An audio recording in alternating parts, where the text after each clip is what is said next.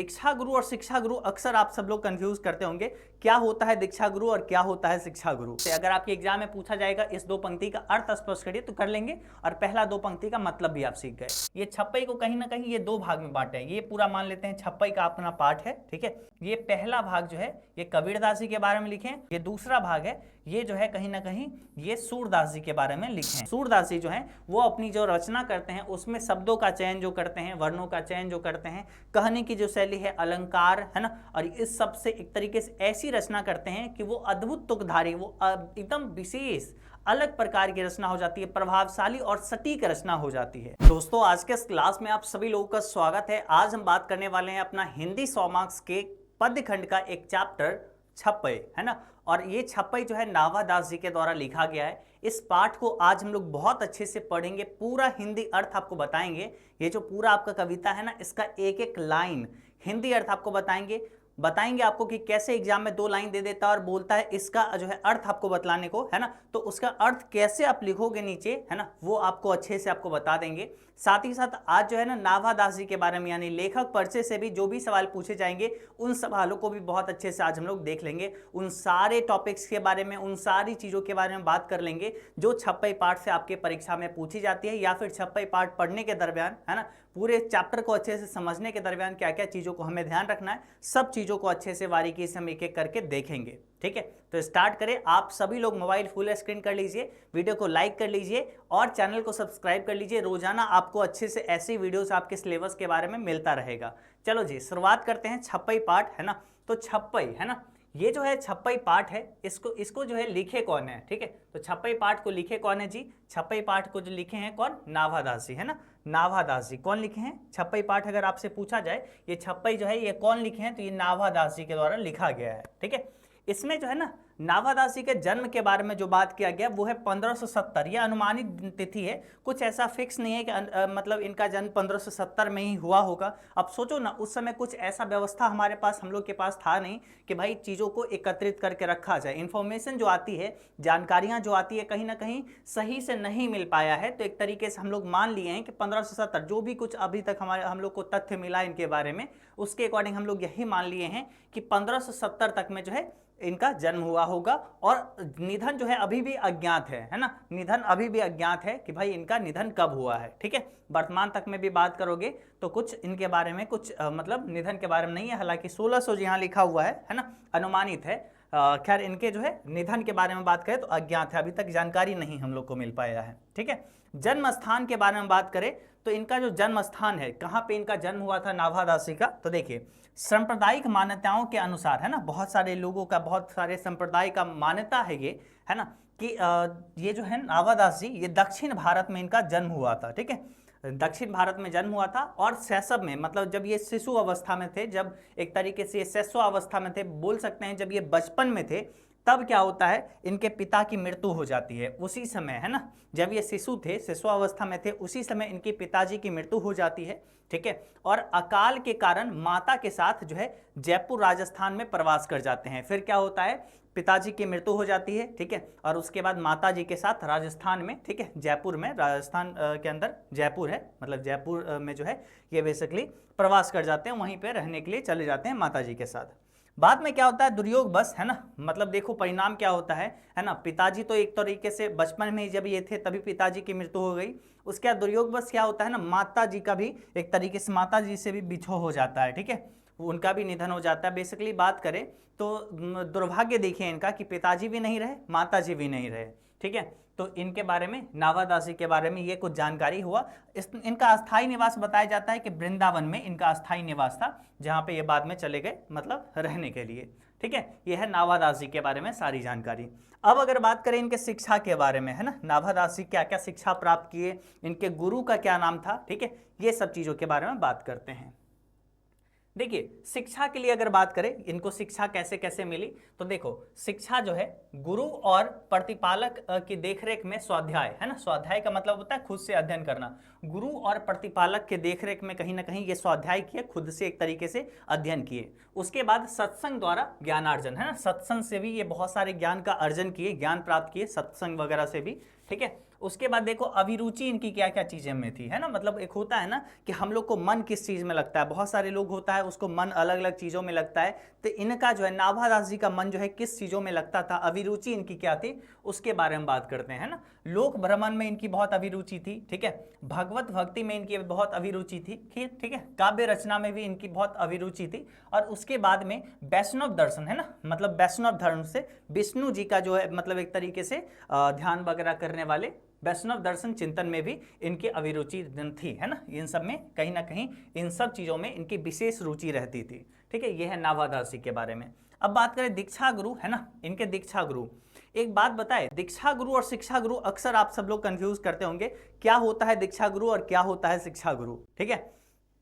तो देखो दीक्षा गुरु कहते हैं उस गुरु को जो एक तरीके से हम लोग अपने जीवन में एक अपना गुरु मान लेते हैं कि ये हमारे गुरु हैं, ठीक है, उनका एक तरीके से उपदेश, उनकी बातों को हम लोग फॉलो करने लगते हैं अपने जीवन में। और एक होते हैं शिक्षा गुरु जो कि हमेशा हर कक्षा दर कक्षा हम लोग का वो बदलते जाते हैं, है ना, हर कक्षा में, हर वर्ग में, हर क्लास में आप जाओगे तो आपको अलग अलग शिक्षक मिलेंगे। जैसे आप क्लास 12 लेवल पे हो तो आप हमसे अभी पढ़ रहे हो, अपने आदित्य भैया से पढ़ रहे हो, है ना, कल आप आगे निकलोगे, कल कोई और शिक्षक से पढ़ेंगे, क्लास 10th में आप होंगे तो कोई और शिक्षक से पढ़े होंगे, क्लास 9th में कोई और शिक्षक से पढ़े होंगे। तो शिक्षा गुरु कहीं ना कहीं बार बार बदलते रहते हैं, लेकिन दीक्षा गुरु हम लोग एक व्यक्ति को अपना आदर्श बना लेते हैं, वो होते हैं दीक्षा गुरु, है ना। तो इनके दीक्षा गुरु यानी नाभादास जी के दीक्षा गुरु कौन थे, तो स्वामी अग्रदास, जिनको हम लोग ना अग्र अली के नाम से भी जानते हैं, ठीक है।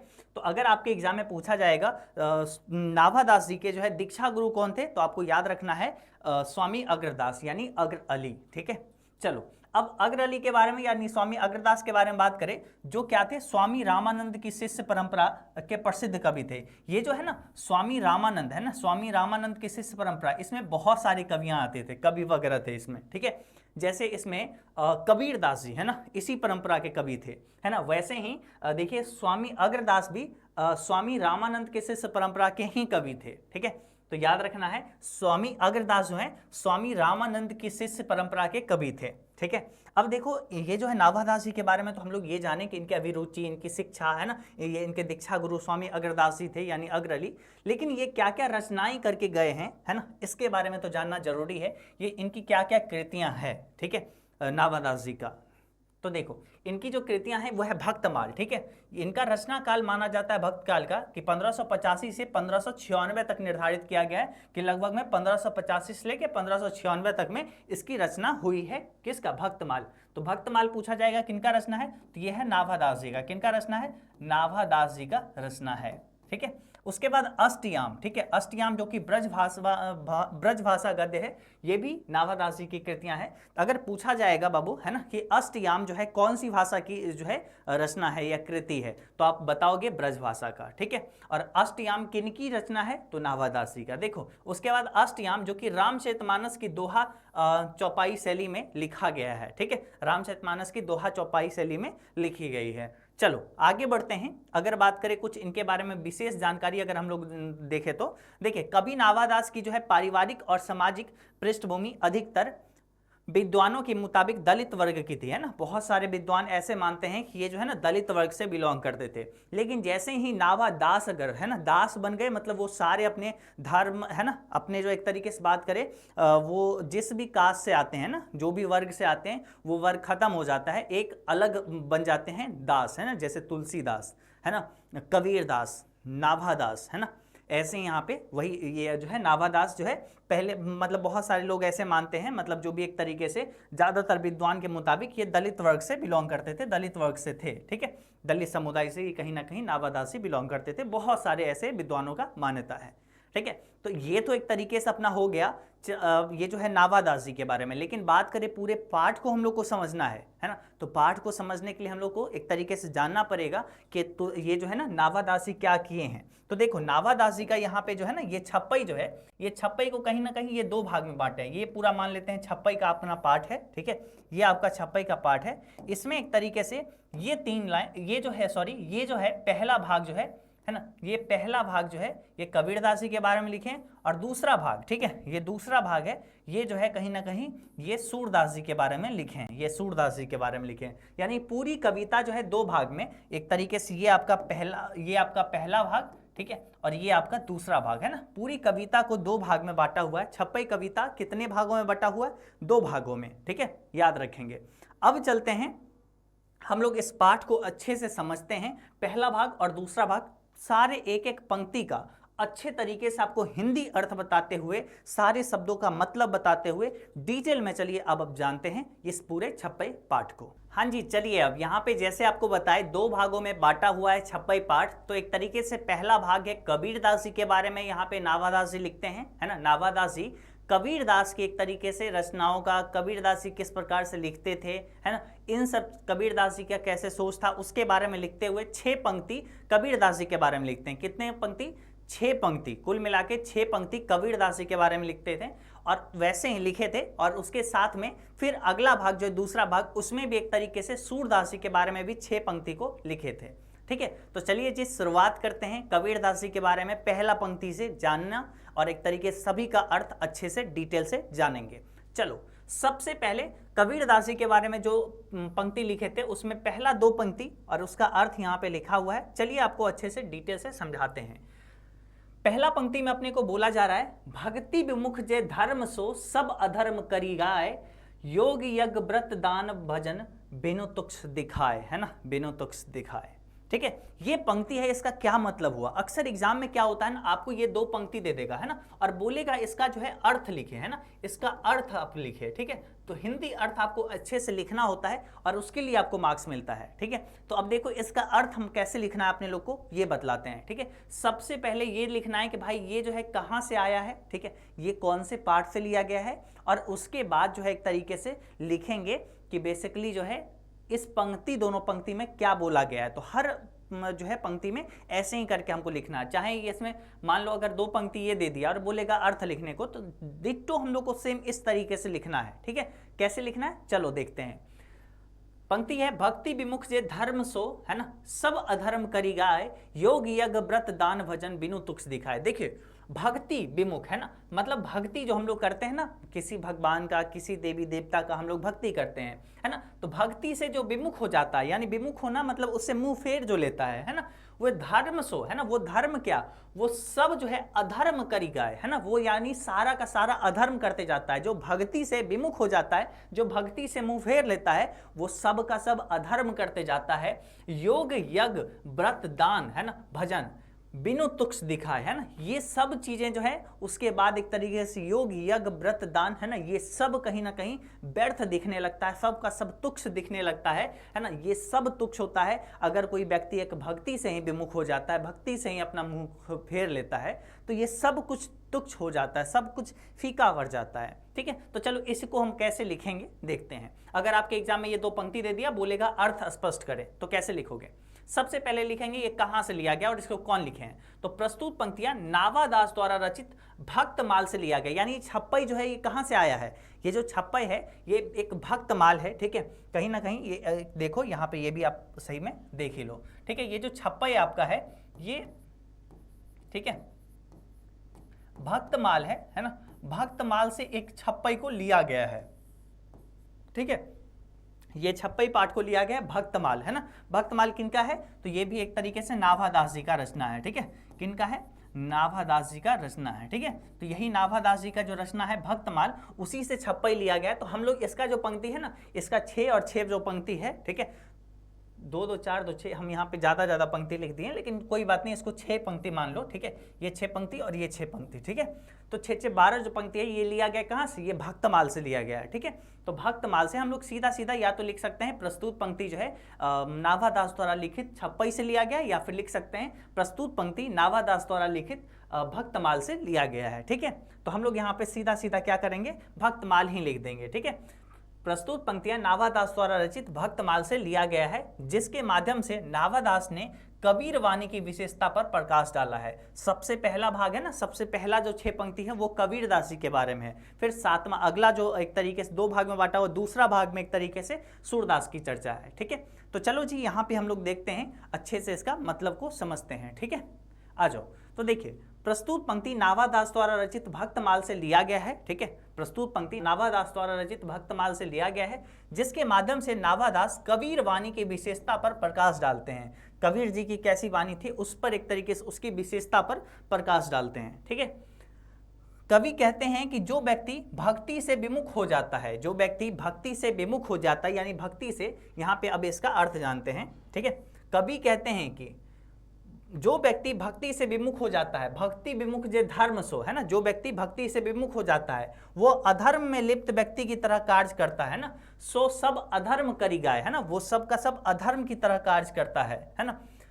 योग यज्ञ व्रत दान भजन बिनु तुक्ष दिखाए। कबीर ने भक्ति के अतिरिक्त अन्य सभी क्रियाओं जैसे योग यज्ञ व्रत दान भजन सभी को तुक्ष कहा है, कि सब का सब जो है तुक्ष है अगर भक्ति नहीं है। ठीक है, तो भक्ति जरूरी है। यहाँ पे यही बोला गया है कि भक्ति से जो भी मुख मोड़ लेता है वो सारा का सारा अधर्म करते जाता है। योग यज्ञ व्रत दान इस सब को कबीर जी ने तुक्ष कहा है अगर भक्ति नहीं है तो। ठीक है, तो यही यहाँ पे लिखेंगे। सबसे पहले तो एक तरीके से नाभादास जी लिखे हैं और यहाँ पे कबीरदास जी के कबीर वाणी की विशेषता पर प्रकाश डालते हैं और कवि कहते हैं कि, और ऐसे लिखते हुए तब हम इसका अर्थ अपने स्पष्ट करेंगे। तो पता चल गया कि कैसे, अगर आपके एग्जाम में पूछा जाएगा इस दो पंक्ति का अर्थ स्पष्ट करिए तो कर लेंगे, और पहला दो पंक्ति का मतलब भी आप सीख गए। चलिए अब आगे बढ़ते हैं। अगला जो दो पंक्ति है इसका अर्थ हम लोग जानते हैं। ठीक है, चलिए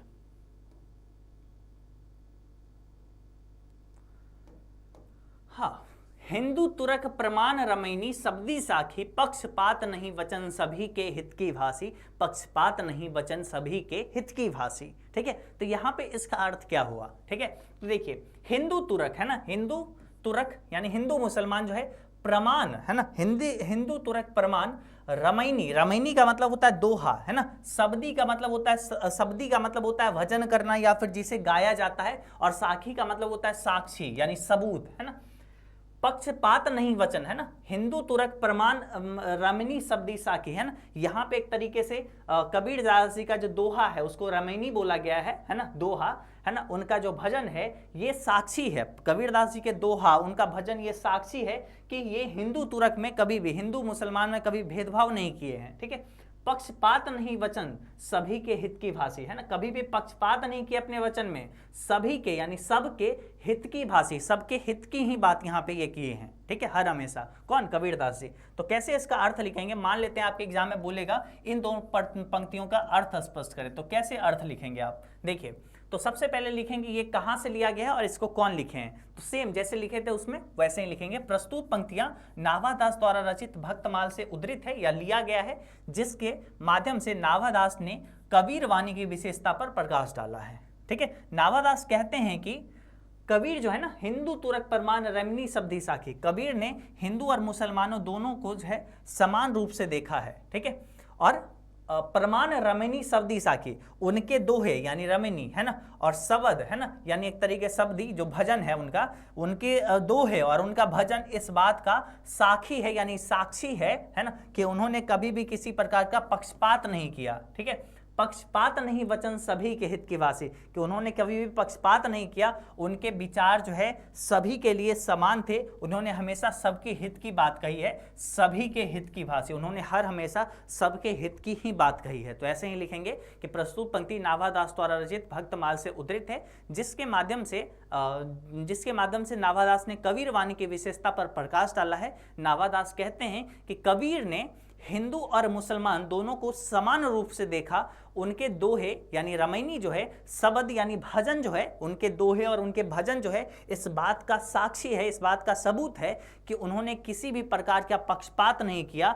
उनके विचार सभी के लिए समान है, उन्होंने हमेशा सबके हित की बात कही है ना, कहे हैं। ठीक है, तो यहाँ पे कबीरदास जी के बारे में अपने पास ये दो पंक्ति लिखे हैं, कौन, नाभादास जी। चलिए अब अंतिम दो पंक्ति जो है नाभादास जी जो है लिखे हैं कबीरदास जी के बारे में, वो दो पंक्ति कौन सा है इसको चलिए देखते हैं। ठीक है, चलिए आरूढ़, ठीक है, यहाँ पे थोड़ा सा हम छोटा कर लेते हैं ताकि आपको अर्थ समझ में आ सके। ठीक है, नीचे हम अर्थ भी लिख दिए हैं। ठीक है, ये अर्थ लिखे हैं ताकि आप सबको आसान और हो जाए। ठीक है, देखो आरूढ़ का मतलब होता है सवार, है ना, आरूढ़ का मतलब सवार, दशा हवे यानी दशा में होकर, है ना, दशा में होकर, जगत पे, पूरे जगत में, है ना, पूरे जगत में अलग ही दशा में सब लोग सवार है ना, मुख देखी नहीं भानी, है ना, और कभी जो है ना बिना मुख देखे हुए, मतलब कभी जो है बिना खुद से देखे हुए कुछ नहीं भनी, भनी का मतलब होता है बोलना, कभी भी वो वर्णन नहीं किए मुख मतलब बिना देखे हुए, ठीक है। कबीर कानी राखी नहीं, कबीर जो है कभी कानों में कही सुनाई बातों पे भरोसा नहीं रखे, ठीक है। वर्णोश्रम षडदर्शनी, और ना वो वर्णोश्रम षडदर्शनी में कभी भरोसा रखे, ठीक है। वर्णोश्रम होता है एक तरीके से 4 वर्ण, है ना, 4 श्रम, है ना, 4 आश्रम होता है, 4 वर्ण होता है, ठीक है, और षडदर्शनी 6 दर्शन जो होता है, ठीक है। तो ये सभी में कोई वो भरोसा नहीं रखे कभी भी, ठीक है। तो देखो यहाँ पे एक तरीके से कैसे इसको लिखेंगे, क्या बोला जा रहा है यहाँ पे, देखिए आरूढ़ दशा हवै जगत पे मुख देखी नहीं भानी, है ना, मुख देखी नहीं भनी, कबीर कानी राखी नहीं, वर्णोश्रम षडदर्शनी, है ना। तो देखो इसका अर्थ अगर बोला जाए तो कैसे हम लोग लिखेंगे, ठीक है, अर्थ अगर बोला जाए तो कैसे लिखेंगे, देखिए प्रस्तुत पंक्तियां सेम वैसे ही लिखेंगे जैसे पहले लिखते थे। प्रस्तुत पंक्तियां नावादास द्वारा रचित भक्तमाल से उदय थे, जिसके माध्यम से नावादास ने कबीर वाणी की विशेषता पर प्रकाश डाला है। नावादास कहते हैं कि कबीर ने कभी भी मुख देखी बात नहीं कही, अर्थात कभी भी पक्षपात बात नहीं कही, है ना। आरूढ़ दशा हवे जगत पे, इस जगत पे, है ना, अलग ही दशा में सब लोग मग्न है, मुख देखी नहीं भानी। कबीर जो है मुख देखी बात, कबीर जो है कभी भी मुख देखी बात नहीं कही, अर्थात मतलब किसी का कहा हुआ बात को एक तरीके से वो नहीं कहे, जब तक वो खुद से नहीं देखते, जब तक वो उनको प्रमाण नहीं मिलता बातों का, तब तक वो कहते नहीं थे, वर्णन नहीं करते थे। कबीर कानी राखी नहीं, है ना, कबीर जो है कभी भी कही सुनाई बातों का महत्व तो नहीं दिया, उन्होंने हमेशा आंखों देखी बात को ही कहा है, ठीक है। और कबीर वर्णोश्रम षडदर्शनी, है ना, राखी नहीं वर्णोश्रम षडदर्शन, कबीर ने 4 वर्ण, है ना, और 4 आश्रम और 6 दर्शन किसी की जो है आनी कानी नहीं की, अर्थात किसी को भी महत्व नहीं दिया, है ना। ये ना वर्णोश्रम ना षडदर्शनी किसी को नहीं माने, ठीक है।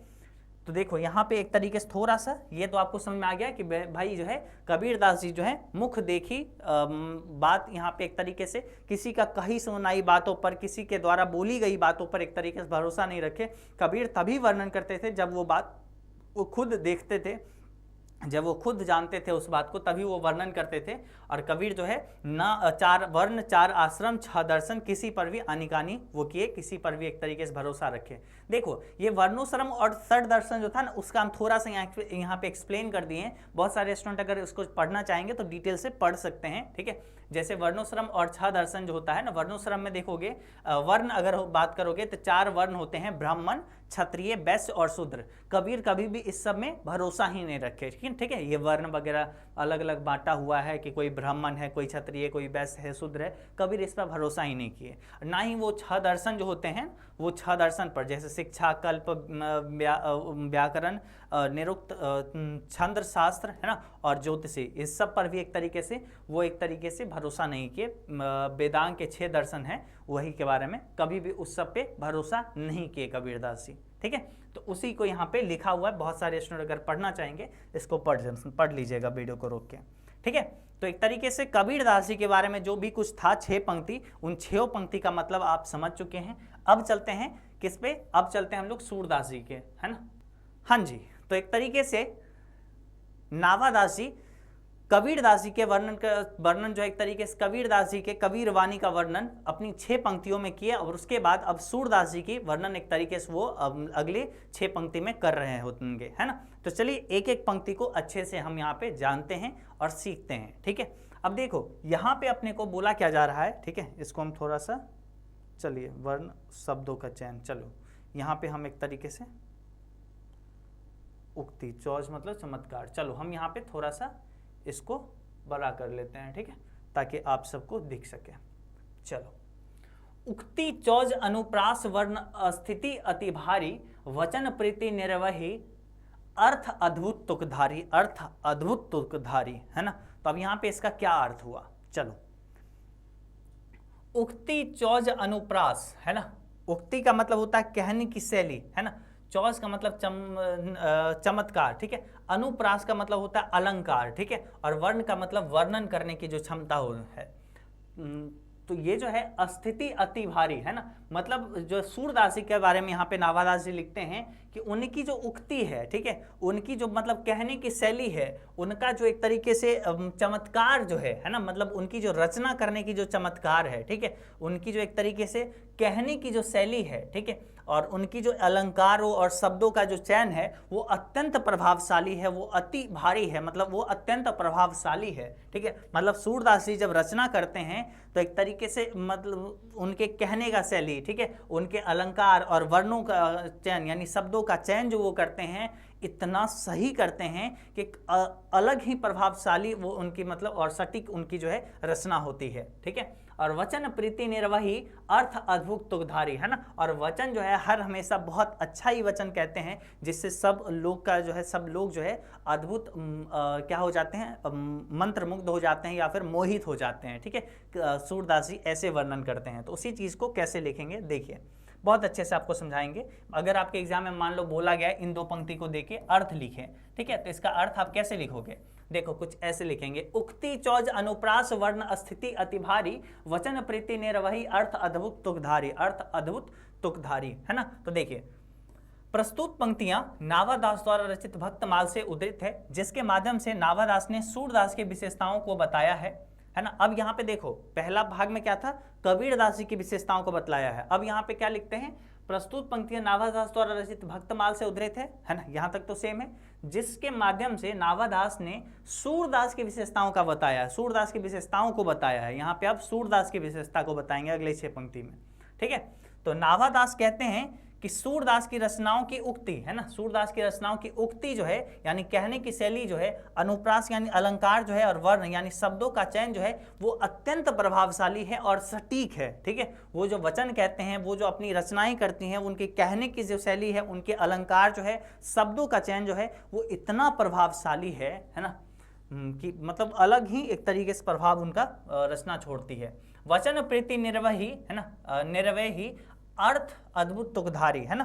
तो देखिए उनके वचनों में प्रेम है ना और भावनाओं की जो है अभिव्यक्ति इतनी गहरी होती है कि अर्थ भी अद्भुत और मनमोहक होते हैं, है ना। अद्भुत तुकधारी, इतने अद्भुत और मनमोहक हो जाते हैं उनके अर्थ, है ना, वो इतने अच्छे तरीके से प्रेम और भावनाओं के साथ जो है इतनी गहरी जो है होती है ना अभिव्यक्ति, कि भाई बहुत ही अद्भुत और मनमोहक हो जाती है वो, ठीक है। तो वही यहाँ पे लिखे हैं, उक्ति चौज अनुप्रास वर्ण स्थिति अति भारी वचन प्रीति निर्वही अर्थ अद्भुत तुकधारी, है ना। मतलब एक तरीके से कबीर ये यहाँ पे तो सूरदास जी जो हैं वो अपनी जो रचना करते हैं उसमें शब्दों का चयन जो करते हैं, वर्णों का चयन जो करते हैं, कहने की जो शैली है, अलंकार है ना, और इस सब से एक तरीके से ऐसी रचना करते हैं कि वो अद्भुत तुकधारी, वो एकदम विशेष अलग प्रकार की रचना हो जाती है, प्रभावशाली और सटीक रचना हो जाती है ना। उसके बाद बोला गया वचन प्रीति निर्वही अर्थ अद्भुत तुकधारी, है ना, और वो ऐसे मीठे वचन, ऐसे प्रेम भरी प्रसंग को छेड़ते हैं, प्रसंग बोलते हैं कि जिसका तुक जो होता है, जो एक तरीके से बहुत ही अलग मनमोहक बन जाता है, ठीक है। तो वही यहाँ पे लिखना है। चलिए अब अगला 2 पंक्ति जो है इसको यहाँ पे हम लोग जानते हैं, अगला 2 पंक्ति जो है इसको हम लोग जानते हैं। यहाँ पे ये इसमें क्या बोला जा रहा है, अगला 2 पंक्ति है अपने पास, प्रतिबिंबित दिव्य दृष्टि हृदय हरि लीला भासी जन्म कर्म गुण रूप सभी के रचना प्रकाशी, है ना। अगर बोला जाएगा इन 2 पंक्तियों का अर्थ लिखे तो कैसे लिखोगे, देखिए प्रतिबिंबित दिव्य दृष्टि, है ना, उनकी जो है मतलब एक तरीके से मतलब उनकी जो रचनाएं हैं ऐसा समझो कि वो दिव्य दृष्टि है, मतलब वो इतनी आध्यात्मिक दृष्टिकोण से रचनाओं को करते हैं, कविता को लिखते हैं, ठीक है, कि जैसे लगता है वो हरि लीला भासी, जैसे मतलब हरि लीला मतलब एक तरीके से कृष्ण का जो लीला है वो एक तरीके से वो देख देख के मतलब वो वर्णन कर रहे हैं, ठीक है। और जन्म कर्म गुण रूप सभी के रचना प्रकाशी, जन्म कर्म गुण रूप सबको एक तरीके से बहुत अच्छे से वो प्रकाशित किए हैं, प्रकाशी का मतलब प्रकाशित करना, ठीक है। कृष्ण जी के बारे में, सूरदास जी कृष्ण के भक्त थे, ठीक है, वही यहाँ पे लिखेंगे। प्रस्तुत पंक्तियां नाभादास द्वारा रचित भक्तमाल से उद्धृत है जिसके माध्यम से नाभादास ने सूरदास की विशेषताओं को बताया है। नाभादास कहते हैं कि सूरदास जी की दृष्टि दिव्य है ना, सूरदास जी की दृष्टि दिव्य है, उनकी कविता में दिव्य दृष्टि यानी आध्यात्मिक दृष्टिकोण प्रतिबिंबित होती है, प्रतिबिंबित दिव्य दृष्टि, है ना, उनकी कविता से इनके इतने जो है आध्यात्मिक दृष्टिकोण होती है, प्रतीत होता है ना, लगता है कि वो उनके पास दिव्य दृष्टि है ना, जबकि वो अंधे थे, ठीक है। और हृदय हरि लीला भासी, और उनके हृदय में भगवान की लीला यानी क्रीड़ा जो है स्पष्ट रूप से झलकती है। वो रचना ऐसे करते हैं, है ना, जो वो अपनी कविता में वर्णन करते हैं, है ना। तो ऐसा लगता है कि वो अपनी जो है दिल में, उनके हृदय में कहीं ना कहीं कृष्ण का लीला जो है चल रहा होता है हर हमेशा, ठीक है, जिसको वो अपनी कविता के माध्यम से लिखते हैं। जन्म कर्म गुण रूप सभी के रसना प्रकाशी, है ना। और सूरदास ने प्रभु के जन्म कर्म गुण रूप सभी को अपनी जो है दिव्य दृष्टि से देखकर अपने वचनों से प्रकाशित किया है ना। अपने वचनों से कहीं ना कहीं वो प्रकाशित किए हैं दिव्य दृष्टि से देखकर, है ना, ये जो है कृष्ण जी के बारे में। तो यहाँ पे एक तरीके से कृष्ण जी के बारे में सूरदास जी लिखते हैं, और सूरदास जी के बारे में यहाँ पे नाभादास जी लिखते हैं, ठीक है। चलिए, तो यही इस तरीके से लिखेंगे। प्रतिबिंबित दिव्य दृष्टि हृदय हरि लीलाभासी, है ना, मतलब वो जो है एक तरीके से ऐसी रचना करते हैं जैसे मतलब ऐसा लगता है कि उनके पास दिव्य दृष्टि है। इतनी आध्यात्मिक दृष्टिकोण प्रतिबिंबित होती है उनकी कविताओं से, है ना, जैसे लगता है कि उनके हृदय में हरि की लीला मतलब कृष्ण की लीला मतलब भासी एकदम चल रही होती है हर हमेशा। जन्म कर्म गुण रूप सभी के रचना प्रकाशी, उसका ये जो है सूरदास जी जो है जन्म कर्म गुण रूप सबको एक तरीके से बहुत ही बहुत ही प्यारे तरीके से प्रकाशित किए हैं, बहुत ही अच्छे तरीके से प्रकाशित किए हैं अपने वचनों के माध्यम से, ठीक है। अब देखो अंतिम दो पंक्ति है, अब इसको भी चलिए समझते हैं अच्छे से डिटेल से, ठीक है। इन दो पंक्तियों में क्या बोला जा रहा है? विमल बुद्धि हो तासुकी, है ना, विमल बुद्धि हो तासुकी, ठीक है, मतलब विमल बुद्धि हो तासुकी, तासुकी मतलब उसकी, है ना, विमल बुद्धि मतलब एक तरीके से शुद्ध बुद्धि, ठीक है, शांत बुद्धि, ठीक है, अच्छा बुद्धि। जो यह गुण श्रवणनी धरे, है ना, जो यह गुण यानी एक तरीके से जो विमल बुद्धि हो ताश की, उसका विमल बुद्धि होगा जो यह गुण श्रवणनी धरे, है ना, जो भी यह जो है गुण जो है कानों से सुनेगा, यानी सूरदास जी के ये वचनों को कानों से सुनेगा धरेगा, है ना। सुर कवित सुनी कौन कवि, है ना, सूरदास जी का कविता सुनकर कौन कवि हैं जो नहीं सिर चालन करे, जो नहीं हामी भरते हैं यानी सिर चालन करते हैं। सूरदास जी जब अपनी कविताओं को सुनाते हैं ना, तो सारे कवि जो हैं एक तरीके से अपना सिर चालन करते हैं, मतलब हामी भरते हैं कि हाँ ये जो है सही बोल रहे हैं, ठीक है। तो वही यहाँ पे बोला गया है कि विमल बुद्धि हो ताश की, उसका बुद्धि बहुत विमल हो जाता है, शांत हो जाता है, बुद्धि बहुत अच्छा हो जाता है। जो यह गुण श्रवणनी धरे, है ना, जो एक तरीके से सूरदास जी के इन वचनों को अपने कानों में धरेगा मतलब सुनेगा, है ना। सुर कवित सुनी कौन कवि, सूरदास जी की कविता को सुनकर कौन है कवि जो नहीं सिर चालन करे, मतलब सारे के सारे कवि जो हैं सिर चालन करते हैं, हामी भरते हैं, ठीक है, मतलब एक तरीके से बोल सकते हैं तो आदर पूर्वक सर झुकाते हैं, ठीक है। तो वही इसी चीजों को अर्थ में कैसे लिखेंगे देखिए। प्रस्तुत पंक्तियां नाभादास द्वारा रचित भक्तमाल से उद्धृत है, जिसके माध्यम से नाभादास ने सूरदास की विशेषताओं को बताया है, ठीक है। नाभादास कहते हैं, अब यहाँ पे अर्थ है कि जो भी व्यक्ति सूरदास द्वारा कही गई भगवान के गुणों को सुनता है उनकी बुद्धि विमल हो जाती है ना, उसकी बुद्धि जो है विमल हो जाती है। नाभादास कहते हैं कि ऐसा कोई कवि नहीं है जो सूरदास की कविताओं को सुनकर सिर चालन ना करे, है ना, अर्थात उनकी बातों को हामी ना भरे, है ना, मतलब सारे कवि जो हैं एक तरीके से सूरदास जी की कविता को अगर सुनते हैं तो हामी निश्चित रूप से भरते हैं, यानी एक तरीके से चालन करते हैं। तो ये था पूरा का पूरा एक तरीके से नाभादास द्वारा लिखा गया छपई पाठ, और ये जो है 6 पंक्ति कबीरदास जी के बारे में और 6 पंक्ति जो है सूरदास जी के बारे में नाभादास जी अपने छपई में लिखे हैं, ठीक है। तो आप सभी को छपई पाठ बहुत अच्छे से होप सो समझ में आया होगा। जिन स्टूडेंट को प्रॉब्लम है अपने कॉपी में एक एक अर्थ को लिखिए और खुद से एक बार पढ़िए, निश्चित रूप से आप बहुत अच्छे से समझ जाएंगे, ठीक है। तो निश्चित रूप से आप सब लोग इसको बैक करके अच्छे से अपने कॉपी में नोट डाउन कर लीजिए और अच्छे से इसको पढ़िए। आप सब लोग नीचे कमेंट करके बताइएगा कि आज का ये क्लास आप सबको कैसा लगा, अच्छे से समझ में आया या नहीं आया, है ना, हमें थोड़ा और समझाना चाहिए या फिर जो भी हो, आपको जैसा क्लास लग रहा हो, आपको बहुत अच्छा लग रहा हो तो डिटेल से आप कमेंट करिएगा, है ना, अच्छे से लिखिए। और कुछ ख़राब लग रहा है तो वो भी बताइए, हम आगे इम्प्रूव करेंगे। आगे चीज़ों को हम आपके सामने बहुत बेहतर ढंग से पेश करने का, आसान ढंग से पेश करने का कोशिश हर हमेशा जारी रखें, है ना, और हर हमेशा करते रहेंगे। आप सब लोग लगातार पढ़िए और साथ ही साथ एजुकेशन बाबा ऐप भी इंस्टॉल कर लीजिए, जहां से आप अपने हिंदी और हिंदी व्याकरण और साथ ही साथ अदर सारे सब्जेक्ट की तैयारी अच्छे तरीके से ऑनलाइन क्लास करके कर सकते हैं। चलिए जी, तो आज के इस वीडियो में बस इतना ही। धन्यवाद।